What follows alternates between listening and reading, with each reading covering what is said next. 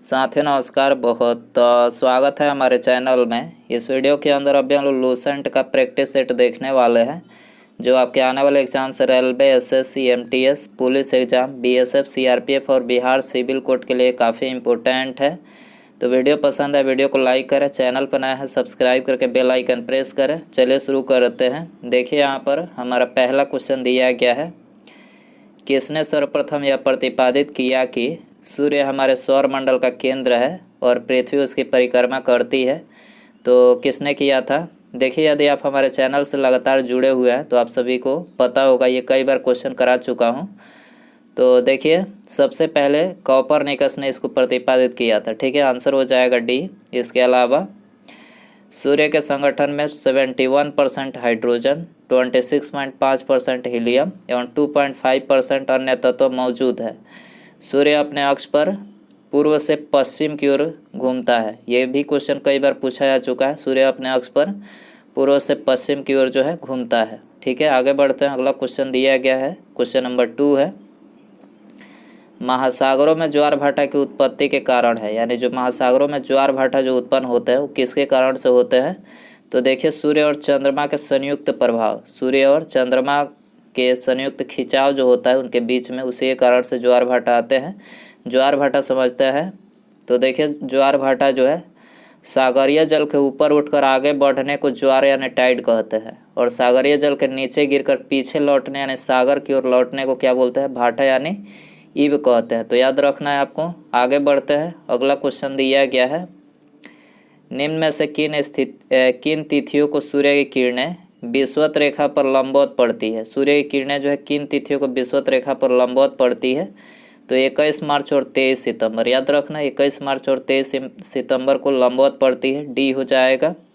इसके अलावा 21 मार्च तथा 23 सितंबर को दिन रात की अवधि ग्लोब पर सभी जगह बराबर होती है। ठीक है, 21 मार्च 23 सितंबर को दिन रात की जो अवधि होती है ग्लोब पर सभी जगह पर बराबर होती है। ऑब्सर्वर यानी एफेलियन की स्थिति में सूर्य पृथ्वी से दूरस्थ 15.2 करोड़ किमी होता है। यह स्थिति 4 जुलाई को होती है। 4 जुलाई को सूर्य पृथ्वी से दूरस्थ 15.2 करोड़ किलोमीटर पर होता है, इसे ऑब्सर्वर बोलते हैं। और 3 जनवरी को पृथ्वी सूर्य से निकटतम 14.7 करोड़ किमी स्थित होता है। यह स्थिति उपसौर यानी पेरिहिलियन कहलाती है। याद रखना है, 2 देशांतरों के बीच का समय अंतर कितना होता है? 4 मिनट का होता है। अतः 0 डिग्री देशांतर से 15 डिग्री देशांतर के बीच समय अंतर होगा 60 मिनट या 1 घंटा। 2 देशांतरों के मध्य की दूरी 111 किलोमीटर होती है। 2 अक्षांशों के बीच की दूरी 111.2 किलोमीटर लगभग होती है। तो याद रखना, ये भी पूछा जा चुका है। दीर्घ रेडियो तरंगें पृथ्वी की किस सतह से परावर्तित होती है? दीर्घ रेडियो तरंगें पृथ्वी की किस सतह से परावर्तित होती है? तो आयन मंडल से। ठीक है, याद रखना है, आयन मंडल से परावर्तित होती है। अगला क्वेश्चन देखते हैं, गल्फ स्ट्रीम किस प्रकार की धारा है? गल्फ स्ट्रीम जो है ये किस प्रकार की धारा है? गर्म धारा है। गर्म ऑप्शन बी हो जाएगा। सियाचिन है। सियाचिन क्या है? तो देखिए, सियाचिन भारत और पाकिस्तान के बीच हिमनदी सीमांत क्षेत्र है। सियाचिन क्या है? भारत और पाकिस्तान के बीच हिमनदी सीमांत क्षेत्र है। ऑप्शन हो जाएगा ये। भारत की राष्ट्रीय आय अनुमानित होती है। राष्ट्रीय आय किसके द्वारा अनुमानित होती है? केंद्रीय सांख्यिकी संगठन के द्वारा। ठीक है, ऑप्शन हो जाएगा सी। भारत के कोरोमंडल तट पर सर्वाधिक वर्षा होती है। भारत के कोरोमंडल तट पर सर्वाधिक वर्षा होती है तो अक्टूबर नवंबर में। सबसे अधिक जो वर्षा होती है अक्टूबर नवंबर में होती है। डी हो जाएगा। इसे शीतकालीन मानसून या मानसून प्रत्यावर्तन का काल भी कहा जाता है। तमिलनाडु में शीतकाल में अधिक वर्षा होती है। भारत में अधिकांश वर्षा जो होती है वो दक्षिण पश्चिम मानसून से होती है। दक्षिण पश्चिम मानसून। याद रखना है, निम्नलिखित में से कौन सी एक नकदी फसल है? नकदी फसल। तो करेक्ट आंसर हो जाएगा रबड़। यहाँ पर ये नकदी फसल है। ठीक है, भारतीय रिजर्व बैंक है। भारतीय रिजर्व बैंक क्या है? तो देखिए, केंद्रीय बैंक है। भारतीय रिजर्व बैंक क्या है? केंद्रीय बैंक है। आरबीआई की बात हो रही है। ठीक है, राष्ट्रीय गान प्रथम बार कांग्रेस के किस अधिवेशन में गाया गया? तो राष्ट्रीय गान कांग्रेस के ये कोलकाता अधिवेशन 1911 में गाया गया था। ठीक है, बी हो जाएगा। राष्ट्रीय ध्वज को आधिकारिक रूप से 26 जनवरी 1950 को मान्यता मिली। जन गण मन को भारत के राष्ट्रीय गान के रूप में 24 जनवरी 1950 में अपनाया गया। राष्ट्रीय चिन्ह में सिंहों की संख्या 4 है, ये भी पूछा जा चुका है। उसमें सिंह जो होते हैं 4 संख्या है उसमें। भारत के राष्ट्रीय गीत को आधिकारिक मान्यता 26 जनवरी 1950 को मान्यता मिली। सूची फर्स्ट व सूची सेकंड की तुलना करके नीचे दिए गए सुमेलित करें। तो सूची फर्स्ट 1 नंबर में क्या दिया गया है, मैनोमीटर। तो मैनोमीटर के द्वारा क्या मापा जाता है, तो मैनोमीटर के द्वारा जो है गैस का दाब। फायदोमीटर की बात करें तो फायदोमीटर से समुद्र की गहराई। क्रायोमीटर, तो क्रायोमीटर से निम्न ताप। और डेजीमीटर गैस का घनत्व इसे मापा जाता है। ठीक है, आगे बढ़ते हैं। निम्नलिखित में से किस विद्युत चुंबकीय तरंग की तरंगदैर्घ्य अधिकतम होती है, तो अधिकतम किसकी होती है, और रक्त यानी इंफ्रारेड का होता है अधिकतम। ठीक है, आंसर हो जाएगा बी। अगला क्वेश्चन देखते हैं। घरेलू विद्युत तार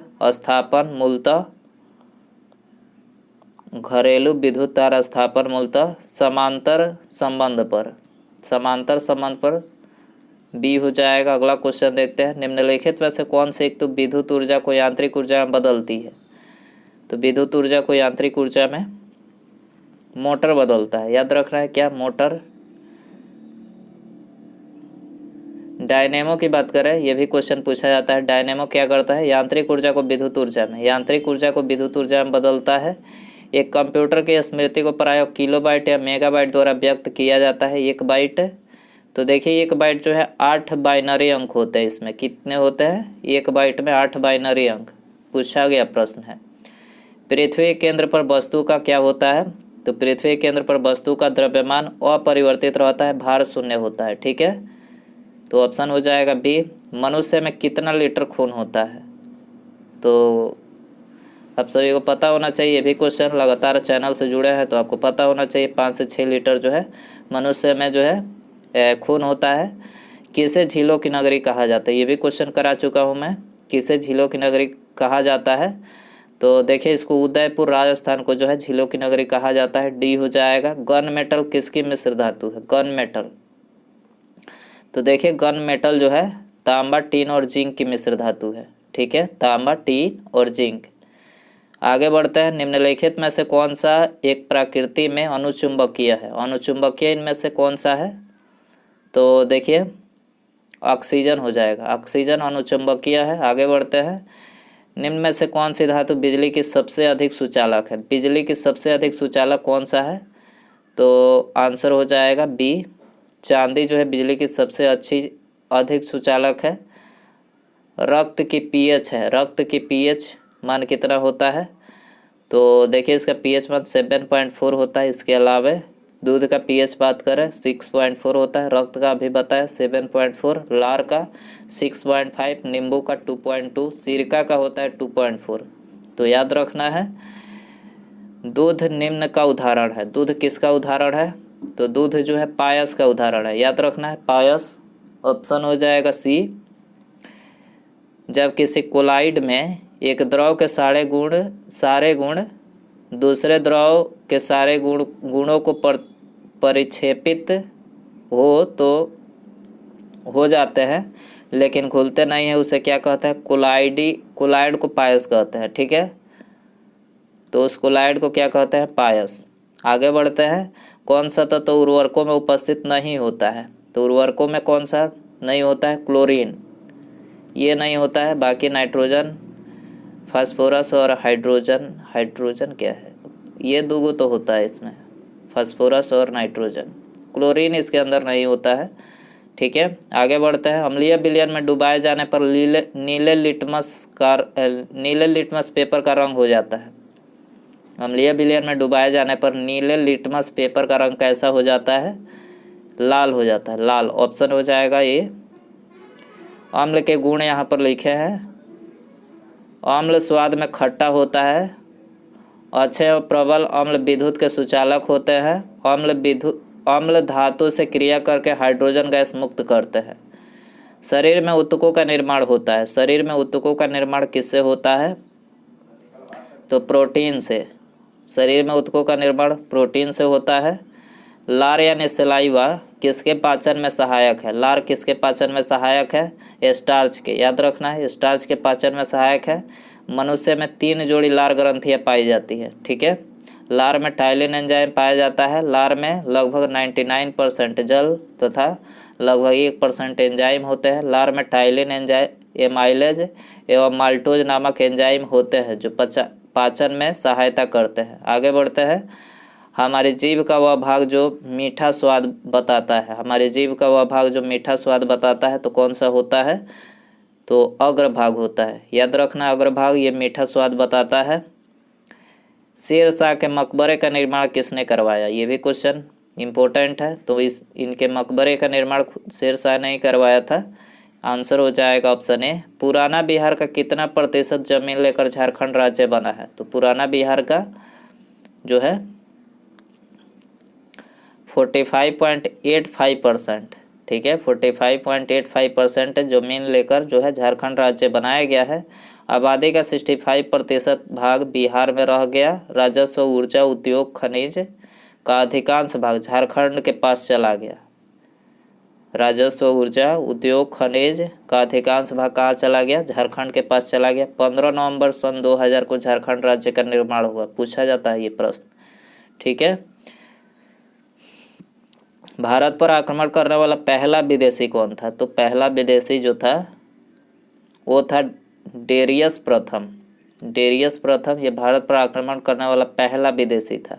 गौतम बुद्ध का महापरिनिर्वाण किस स्थान पर हुआ? महापरिनिर्वाण कुशीनारा, जो कुशीनगर अभी वर्तमान में है, तो सी हो जाएगा। महापरिनिर्वाण बुद्ध की 483 BC में हुई। इनका जन्म लुम्बिनी 563 BC में हुई। बुद्ध के पूर्व जन्म की कहानी जातक में वर्णित है। बुद्ध के गृह त्याग को महाभिनिष्क्रमण कहा गया है। बुद्ध ने अपना उपदेश पाली भाषा में दिए। अलाउद्दीन के बाजार नियंत्रण का निम्न में से कौन सा मुख्य कारण था? अलाउद्दीन नियंत्रण के मुख्य कारण क्या था भाई? अपनी सेना की क्षमता को कायम रखना। अपनी सेना की क्षमता को कायम रखना ये अलाउद्दीन के बाजार नियंत्रण का मुख्य कारण था। ऑप्शन हो जाएगा ये। दीवान रियासत विभाग की स्थापना किस सुल्तान द्वारा की गई? दीवान ए रियासत विभाग की स्थापना, तो आंसर हो जाएगा ऑप्शन ए, अलाउद्दीन खिलजी के द्वारा किया गया था। आगे बढ़ते हैं। डैश की कमी की वजह से क्वाशियोरकर नामक विकार उत्पन्न होता है। क्वाशियोरकर नामक विकार, तो देखिए ये प्रोटीन की कमी से होता है। ये बच्चों में सबसे ज़्यादा होता है। बच्चों में मरासमस और क्वाशियोरकर, ये प्रोटीन की कमी से सबसे ज़्यादा बच्चों में देखने को मिलता है। तो ऑप्शन हो जाएगा डी। विटामिन रासायनिक नाम होने वाले रोग यहाँ पर लिखे हैं। विटामिन B1 की बात करें, रासायनिक नाम होता है थाइमिन, बेरी होता है इससे रोग। विटामिन B3 निकोटिक अम्ल, पेलाग्रा रोग होता है इससे। विटामिन डी कैल्सीफेरॉल, सूखा रोग ऑस्टियोमैलेशिया, ये 2 रोग होते हैं। विटामिन ए की बात करें तो देखिए विटामिन ए की कमी से इसका रासायनिक नाम रेटिनॉल, रतौंधी, कंठित वृद्धि, इसकी कमी से होता है। विटामिन ए टोकोफेरॉल, इसका रासायनिक नाम जनन क्षमता में कमी। आगे बढ़ता है। अंतर्ग्रहीय अंतरिक्ष में भारत का पहला उद्यम कौन सा था? अंतर्ग्रहीय अंतरिक्ष में भारत का पहला उद्यम कौन सा था? तो ये था MOM। ठीक है, आंसर हो जाएगा सी। ATM का पूरा नाम क्या है? तो देखिए इसका पूरा नाम है automated teller machine. Automated teller machine जो है इसका पूरा नाम है। ऑक्सीकरण क्या होता है? ऑक्सीकरण क्या होता है? तो देखिए इसका आंसर हो जाएगा सी। रासायनिक अभिक्रिया के दौरान पदार्थ का ऑक्सीजन ग्रहण करना। रासायनिक अभिक्रिया के दौरान पदार्थ का ऑक्सीजन ग्रहण करना ये ऑक्सीकरण कहलाता है। तो सी हो जाएगा। आगे बढ़ते हैं। ये आप सभी के लिए क्वेश्चन रखते हैं, इसका आंसर आपको कमेंट में बताना है। देखिए क्वेश्चन क्या दिया गया है। सब्जियों, फलों और फूलों जैसी उच्च मूल्य वाली फसलों की खेती को क्या कहा जाता है? ठीक है, तो ऑप्शन है आपके पास हार्टिकल्चर, पिसिकल्चर, एपीकल्चर या फिर सेरीकल्चर। सही आंसर आपको कमेंट में बताना है। और वीडियो पसंद आया हो तो प्लीज़ वीडियो को लाइक कर दें, अपने दोस्तों में शेयर कर दें और चैनल पर नए हैं सब्सक्राइब करके बेल आइकन प्रेस करें। ठीक है, मिलते हैं अगले वीडियो में। नमस्कार, जय हिंद, जय भारत।